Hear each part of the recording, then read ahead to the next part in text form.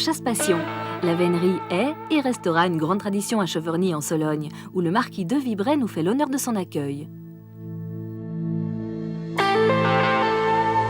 Ensuite, curieux de toutes les facettes que nous offre le domaine, nous visiterons le château. Avec ses paysages tranquilles traversés par le majestueux sillon de la Loire, le seuil de la Sologne est la région de la douceur de vivre. Paradis de la chasse, la Sologne accueillit dès la Renaissance un certain nombre de grands seigneurs à proximité des résidences royales. Nous nous retrouvons au château de Cheverny, qui servit de modèle à Hergé pour dessiner Moulinsart et où les traditions de la vénerie sont perpétuées et respectées. Le domaine de Cheverny est exactement situé en Sologne viticole, ce qui n'est pas exactement la Sologne au sens où les chasseurs l'entendent. C'est qu'en fait, nous sommes effectivement aux portes de la Sologne, mais dans une région qu'on peut appeler le Blésois, ou Sologne viticole. Mais ce n'est pas exactement la Sologne au sens où vous l'entendez. C'est pour ça qu'en fait, quand nous chassons un petit peu en forêt de Cheverny, donc qui n'est pas exactement en Sologne, mais nous chassons beaucoup dans des massifs soloniaux, donc à l'extérieur de nos bases. Le domaine abrite depuis plus d'un siècle un équipage donc, de grandes véneries, donc grandes véneries créancées sur le cerf, parce que vous avez des équipages de grandes véneries qui sont également créancés sur le chevreuil ou le sanglier. À Cheverny, c'était exclusivement le cerf. Nous avons des chiens qui ne chassent que le cerf. La base, le croisement de base de notre lot de chiens, en fait, c'est de chien anglais, foxhound, donc davantage réputé pour sa robustesse, et poitevin, en fait, donc chien français, davantage réputé pour ses qualités de nez. Et donc c'est en fonction d'abord de ce que pense le piqueux, en fait, effectivement, qui va mettre plus d'anglais ou plus de poitevin. Voilà, donc c'est une alchimie très particulière, et c'est là où intervient toute la science du piqueux, mais un peu dans les coulisses. Bon, il y a toute la science du piqueux qui apparaît au moment des chasses, il y a toute la science du piqueux qui apparaît, mais également en dehors des chasses, au chenil. C'est un massif très, très complet, et d'ailleurs il y a beaucoup de forestiers qui ont un peu perdu leur latin, parce que c'est une forêt très particulière, où si vous d'abord pour la décrire, c'est très compliqué. Parce qu'effectivement, à un moment, vous avez des résineux, d'abord après des feuillus, il y a un peu de résineux dans des feuillus, il y a différents peuplements de feuillus. Donc c'est une forêt qui est très difficile à gérer. Et il faudrait que je puisse vous montrer un peu la carte de notre description, d'une part, et du traitement que nous appliquons à cette description, pour qu'effectivement vous voyez que c'est une forêt qui n'est pas simple à gérer, donc qui n'est pas uniquement qui n'est pas clairsemée en fait. C'est une forêt qui est correctement gérée, mais en fonction d'impératifs de sylviculture. Voilà, alors maintenant je vais vous montrer les cartes et les plans auxquels je faisais allusion tout à l'heure. Alors voilà à quoi ça ressemble. En fait, donc ces documents sont directement issus de ce qu'on appelle un plan simple de gestion, en fait, auquel nous sommes soumis en tant que propriétaires de plus de 25 hectares. Donc en fait, vous voyez, il y a tout d'abord un travail de description, et c'est presque ça le plus important, c'est savoir à quoi on a affaire. Donc vous voyez, vous avez quelque chose de tout à fait polychrome, mais pour que toutes ces couleurs aient leur signification, on se réfère à une légende, et vous voyez qu'à Cheverny, donc effectivement, on a du taillis sous futaie, riche, classique, pauvre, de la futaie, des taillis, des peupliers, de la lande, et puis également des différents stades de peuplement en résineux. Donc voilà, une fois qu'on a établi effectivement toute cette carte, toute cette description, il y a une deuxième question qui vient immédiatement à l'esprit de chaque sylviculteur, c'est-à-dire qu'est-ce que je fais avec l'acquis ? C'est ça qui est très important, comment tirer le maximum de profit de ce que je possède et de ce qu'il y a en ce moment sur ma forêt. Il est 6 heures ce matin, jour de chasse à courre. Jolibois, qui est second piqueux, apprête les chevaux des châtelains qui participent à la chasse. 9 chevaux français, dits trotteurs, partagent les écuries du domaine. Oh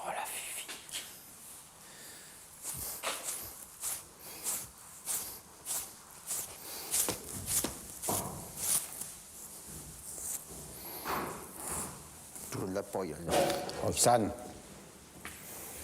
La fille. Oh, la grosse ma-mère. Ça vient? Il y a ma grosse ma-mère.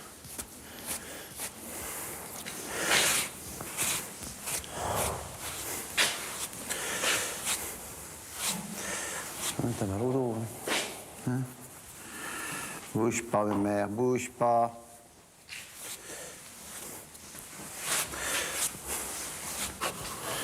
Bouge pas, ma mère.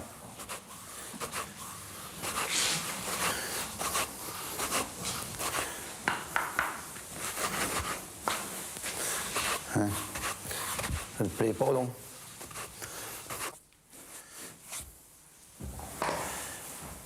Ouais, mais ça, ça demande du dressage. Ça. Hein? Vous faites pas ça en une saison, vous faites ça en plusieurs saisons. Hein. Pour trouver un bon cheval de piqueux, il faut compter 2 ans, 2-3 ans. Puis il s'habitue à tout. On les prend à quel âge? Bah, nous, on les prend à 7 ans.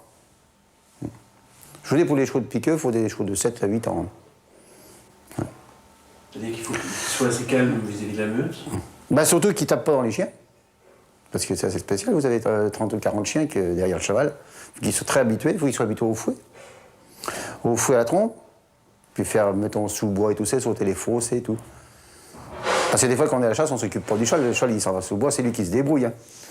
Vous êtes toujours attentif avec les chiens et tout ça, alors on peut pas s'occuper toujours du cheval. Voilà, je vais vous faire voir tout. Ça, c'est les granulés, ils sont dans les coffres.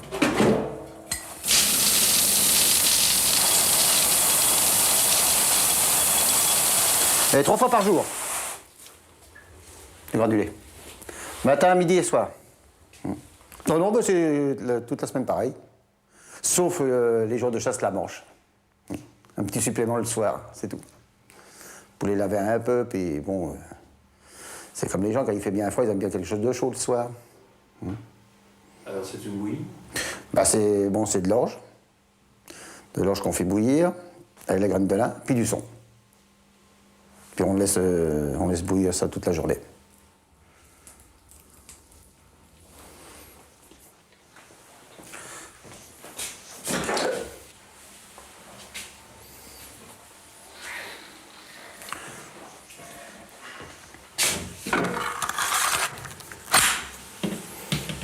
Alors les équipements? Bah, ça consiste la tunique, la trompe, la toque, le ceinturon, la daille et le fouet. Puis c'est la tenue aussi. Hein. Pour être clair, pour pouvoir atteindre le cœur? Ouais, le cœur, directement le cœur. Hein. Ouais. C'est fait. Bon, le cœur, c'est pour dire, vous voyez, c'est que c'est pointu au bout. Bon, trop la mienne parce que. Hein. Alors normalement, au cœur, ça va jusqu'ici. Oui, ça fait à peu près la largeur d'une main.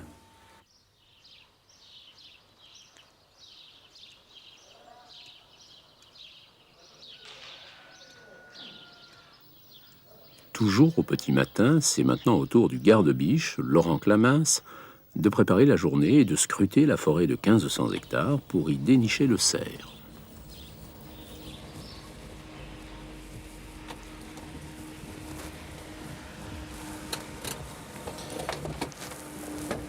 Attends. Viens.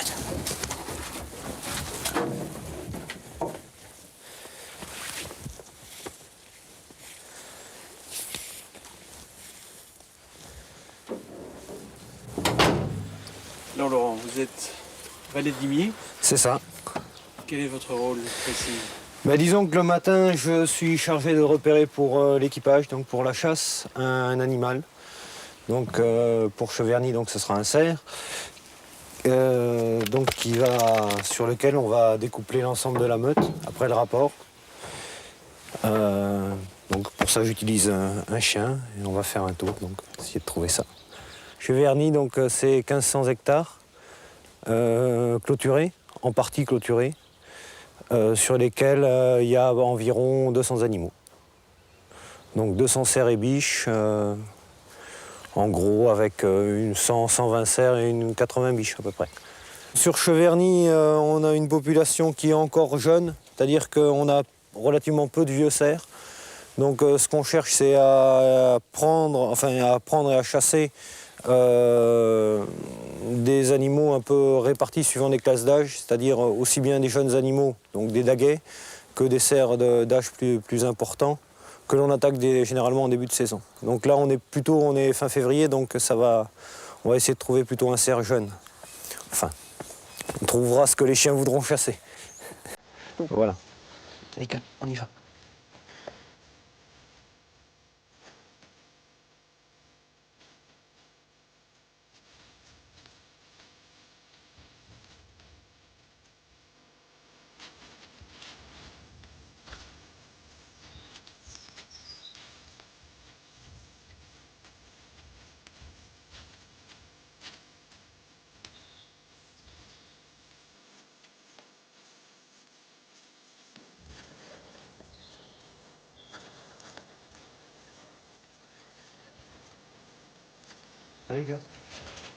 J'ai un rôle d'entretien, si vous voulez, au niveau forestier, puisque Cheverny, donc, c'est aussi et principalement une forêt de production forestière.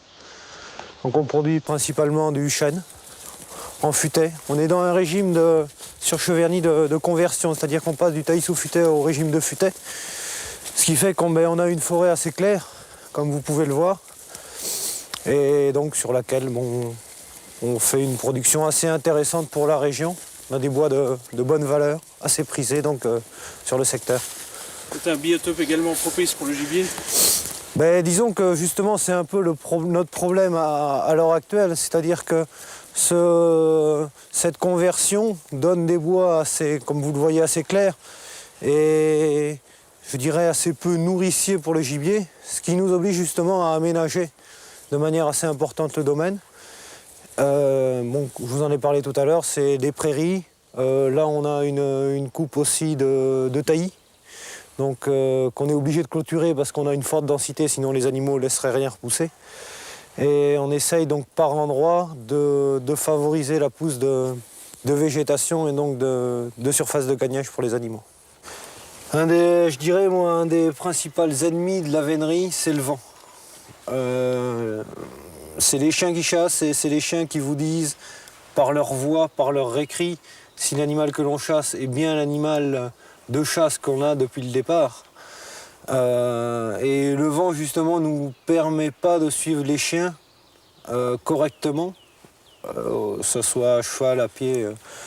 Et donc, de ce fait, rendre la chasse beaucoup plus difficile. Donc, pas de vent, bonne chose. Par contre, on a un temps qui va se réchauffer dans la journée. C'était gelé ce matin, pas très fort, je pense, -1, -2. Mais on risque d'avoir 14 ou 15 degrés dans la journée. Ce qui fait que des amplitudes de température assez fortes dans la journée, généralement créent des évaporations qui rendent la voie plus difficile et qui rendent donc la chasse plus difficile. Les chiens ont du mal à emmener. Enfin, moi, ce que je vous disais tout à l'heure, c'est les chiens, quand on les descendra du camion, qui nous diront s'ils peuvent chasser correctement ou pas, si la voie est bonne ou pas. Alors la prise de pied ce matin, ce qu'on appelle plutôt... On appelle ça le bois. Toute la vénerie répond à une terminologie particulière. Et donc ce matin on a fait un tour, donc on a fait ce qu'on appelle le bois.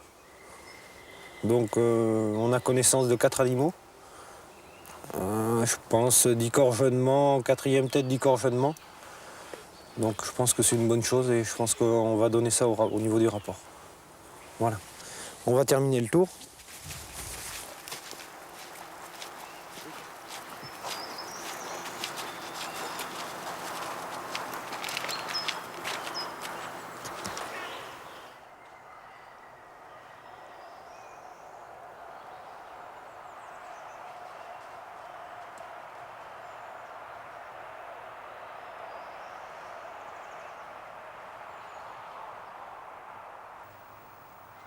Une heure plus tard au domaine, c'est la rencontre avec le 3e personnage clé de la journée. Alors affûté, vous êtes premier piqueux. Oui. Quel est votre rôle ce matin? Le rôle ce matin, tout d'abord à 8 h nettoyer le chenil. Ensuite, regarder s'il n'y a pas des chiens boiteux, s'il n'y a pas des malades, s'il n'y a pas... Et puis après, là, on arrive au tri des chiens. Ce À Lisbonne. Cheverny, c'est quel type de meute? C'est des anglo-français, hein, c'est-à-dire un croisement de chiens anglais et puis de chiens français, du foxhound et du poids-de-vin. Quelle est la qualité d'un bon chien de cour? Un bon chien, déjà, sa qualité première, c'est d'être de change, c'est-à-dire de ne pas changer d'animal, hein, d'être perçant, d'être discipliné, d'être fanené. Alors vous allez faire le tri Oui. en fonction de... En fonction, disons, comme on chasse 2 fois par semaine, déjà j'essaye de ménager les très bons chiens, de manière à ce qu'ils ne soient pas trop fatigués quand on chasse. Après les autres, bon, il y en a 10 de bons et les autres sont là pour faire de la musique. Idylle. Le seul dressage pratiquement, c'est, bon, en période d'été, on les sort tous les matins. Bon, déjà, on les met en meute. Et puis après, c'est à la soupe. Hein, à la soupe, on les tient en respect pendant 1 minute ou 2 avant la soupe. Et quand on leur donne l'ordre, ils ont le droit de manger, pas. C'est ça le principal dressage au niveau des chiens de meute. Quel type de gibier est-ce qu'on prélève aujourd'hui? Mais là, on va chasser un cerf. Maintenant, le type de cerf, ça va être les chiens qui vont décider. C'est les chiens qui vont découpler un cerf. C'est eux qui vont trier. Hein? Je crois que ce matin, vous en avez vu. Alors, apparemment, on devrait aller dans ce coin-là, du côté de l'étang Ferrand. Et puis après, ce sont les chiens qui vont décider.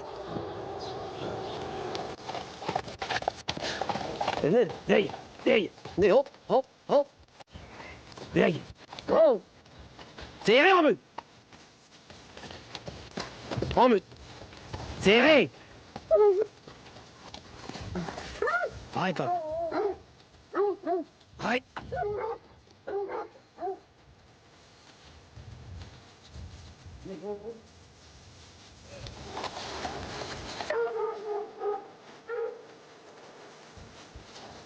L'équipage de Cheverny chasse aujourd'hui sur ses propres terres et la meute n'aura à parcourir que 2 kilomètres pour rejoindre le lieu dit le Rond des Dames, où les moutons participant à la chasse se préparent eux aussi.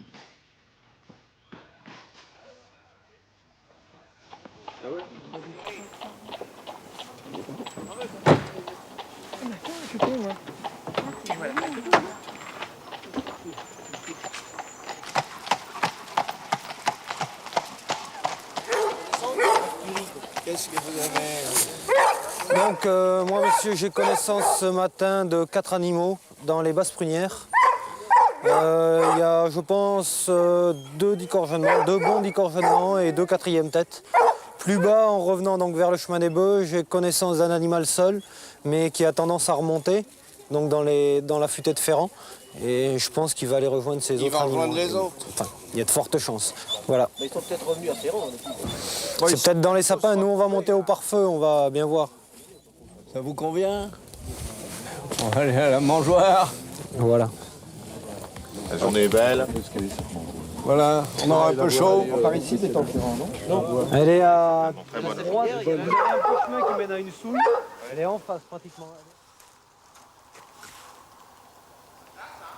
Par rapport au renseignement, donc, on a pu communiquer au maître d'équipage et au piqueux donc, ce matin lors du rapport. Le piqueux donc, amène ses chiens sur la brisée, c'est-à-dire l'entrée que l'on a trouvée donc, de l'animal dans la parcelle qu'il va fouler, c'est-à-dire la parcelle où il va essayer de rechercher cet animal.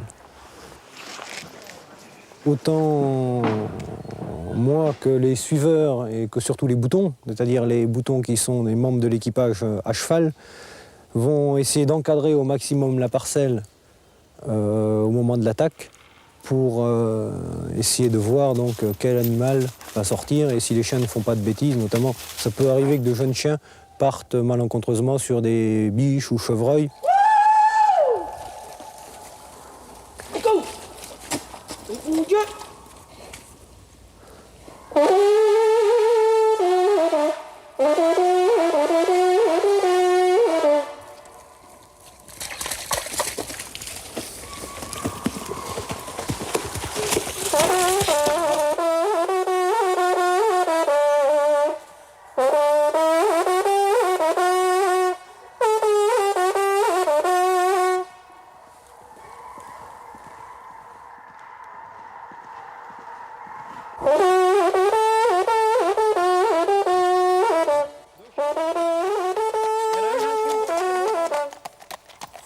Tout le travail de la meute est de déharder le cerf, c'est-à-dire de l'esseler, pour le rendre plus vulnérable, car il aura une meilleure portée à l'odorat. Il faut aussi éviter à tout prix, et c'est le rôle des boutons, que plusieurs chasses se forment et que l'on chasse plusieurs animaux. Alors la chasse, c'est aussi un art d'écouter, Frédéric? Ah oui, c'est un des grands principes. Écouter, regarder. Et du reste, à ça, il y a une très bonne devise qui est « écoute et tais-toi ». Ça, c'est une des super devises de la vénerie parce que souvent, on a l'avantage, les meneurs, de dire beaucoup de choses, mais cette devise, elle s'applique parfaitement à la vénerie. Assez proche, mais...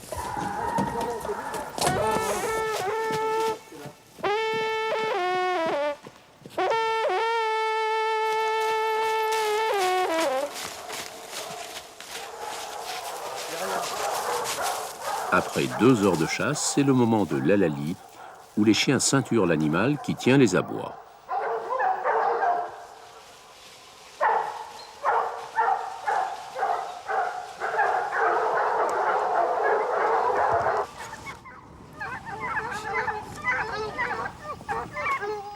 Dernier recours, le cerf tentera de rejoindre un plan d'eau, mais il faudra le servir, c'est-à-dire le mettre à mort à la dague, et valoriser ainsi le travail des chiens pour inciter la meute, et valoriser, bien sûr, les chasses à venir.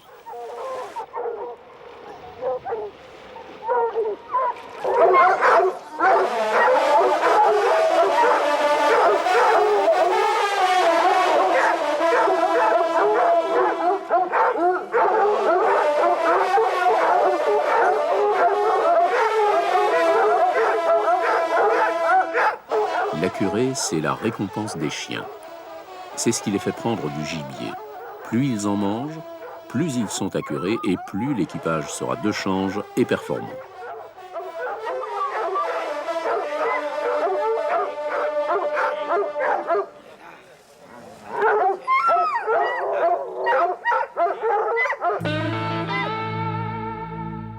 L'un des plus prestigieux châteaux de la Loire nous étonnera par la richesse et la densité de son mobilier et le charme authentique et raffiné de sa décoration.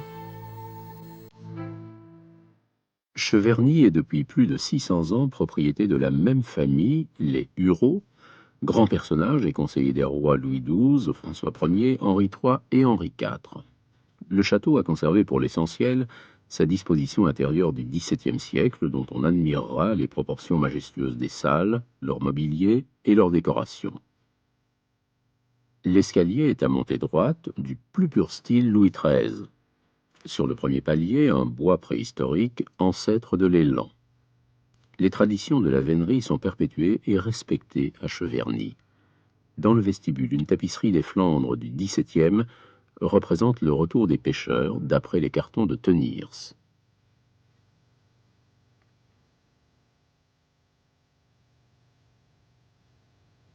Le grand salon, dont le plafond fut restauré au XIXe, abrite de précieux tableaux comptant parmi les plus rares de la collection du château, dont notamment la comtesse de Cheverny par Mignard.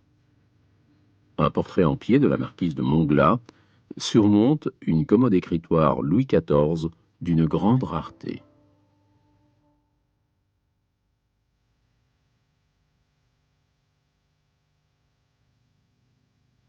La salle à manger apparaît encore superbement tendue de cuir de Cordoue d'origine, ornée des armes de la famille Hureaux. Un buste de Henri IV décore la cheminée monumentale, pastiche de style Renaissance en pierre dorée, avec chenet d'époque Louis XIV. La salle d'armes est la plus grande pièce du château. La décoration est toujours de Jean Monnier, sans restauration. Au mur se succède une précieuse collection d'armes et d'armures datant des XVe et XVIe siècles. Une magnifique tapisserie des Gobelins du XVIIe, d'après les cartons du peintre anversois Franck, représente l'enlèvement de la belle Hélène.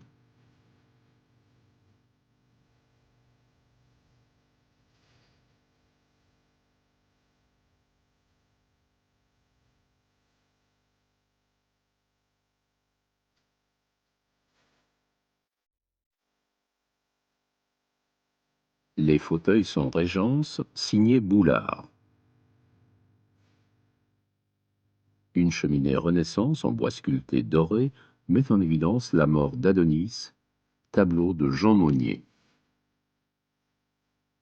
La chambre du roi, entièrement peinte par Monnier, était réservée au roi selon l'usage seigneurial et pour le cas où celui-ci ferait au châtelain l'honneur d'une visite, ce qui ne fut jamais le cas à Cheverny.